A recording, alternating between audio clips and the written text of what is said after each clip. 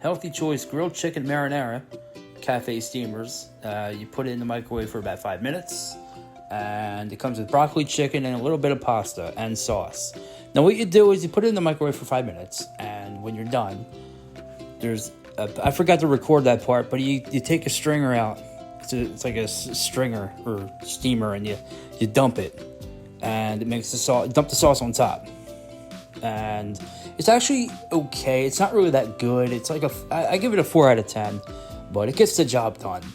And that's it. I think they're about like $3 each, but this gets a 4 out of 10, and that's not much to this.